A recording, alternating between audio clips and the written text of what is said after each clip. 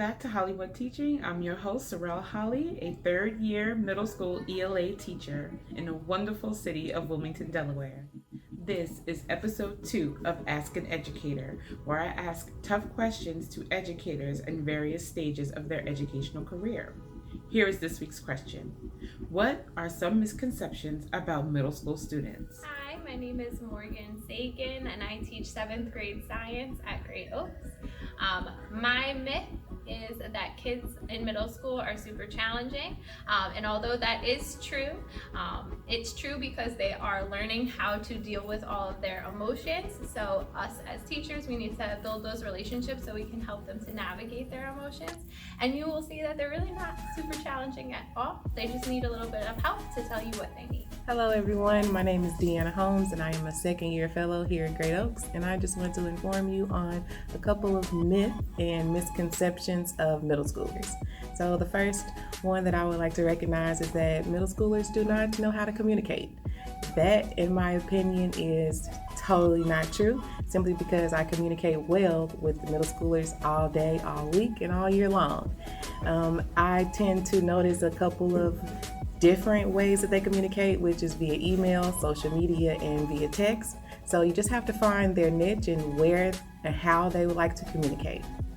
My name is Maddie. I'm a first year fellow at Great Oaks, and the misconception that I have about middle schoolers is that they are obsessed with technology and always on their phone. And although that is true for some of our babies, most of them just want to play outside, play games, literally do anything that is not on their phone because they've been on technology all year.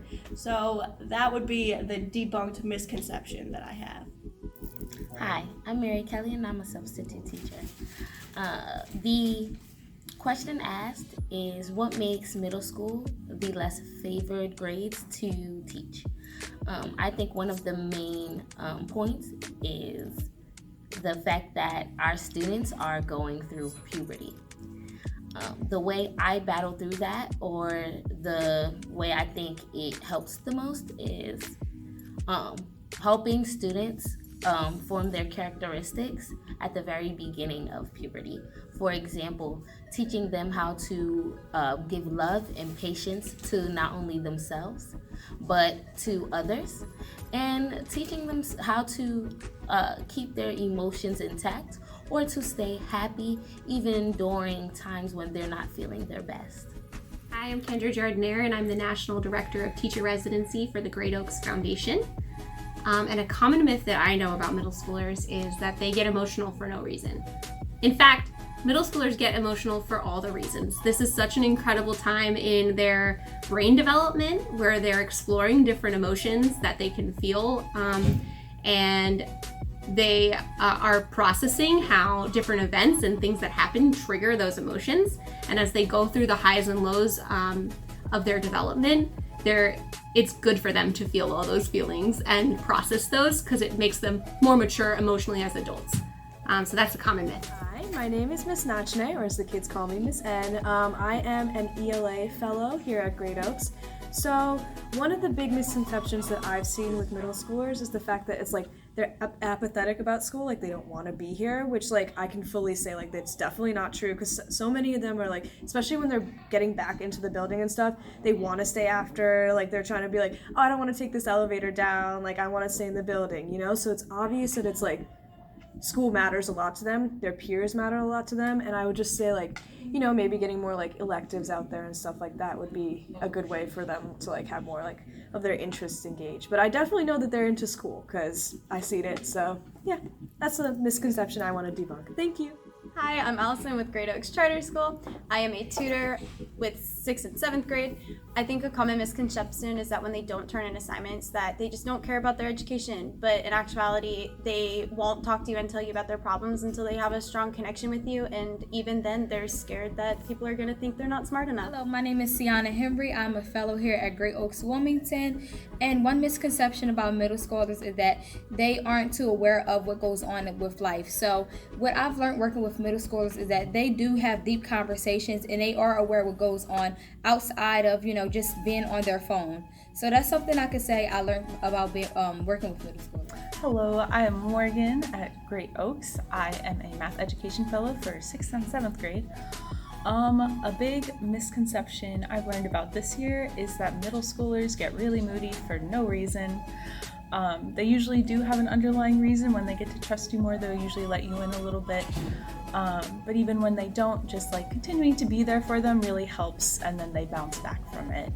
And it all works out in the end. But yeah, that's a big misconception. Hi, I'm Samantha Daly. I'm a middle school math education fellow at Great Oaks. And my misconception of middle schoolers is that they have no focus.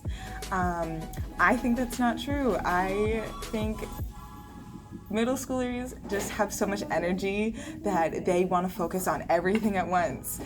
So all you have to do is just help them push their energy into one clear direction, and they will run with it. When they find something they love, they are passionate beyond any reason. Absolutely. So you just have to, it's not that they don't have focus, it's just that you have to help them find their focus. But I think middle schoolers are great, and it's great to be a middle school teacher. Stay tuned for Mrs. Holly's final thoughts. As my colleagues have shared, middle school students can be a challenge, but remember, they're going through puberty.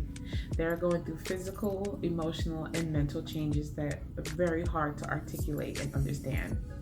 So, as educators, we have a great opportunity to show them how to model and express those feelings in a productive manner. Give them grace and understanding, and above all, lots of love. If you're thinking about becoming a middle school educator, I strongly suggest you take some child psychology courses or find some good child psychology books and read about the different phases that our children go through, or that we as humans go through. It will help you understand how to communicate effectively with your students, because you'll understand that what they're doing is just a normal phase of life. Oftentimes, middle school students are penalized for not being able to articulate anger. Yes, they throw tantrums. Yes, they get angry, because anger is one of the most primitive emotions we can share. It's quick, it's easy, it gets everything out, but not everything is angry. It's going to be anger. A lot of times they're just confused and don't know how to express how they truly feel. So anger is just the default. So keep that in mind. Do some really good research on child psychology and understand the phases of adolescence. And if you have any questions, feel free, send me a comment, shoot me an email. My email is sorrel.holly@yahoo.com or at gmail.com, and I'll be happy to answer any questions you have. But until then, I'll see you next time for another Ask an Educator. Have a good one. Hotep.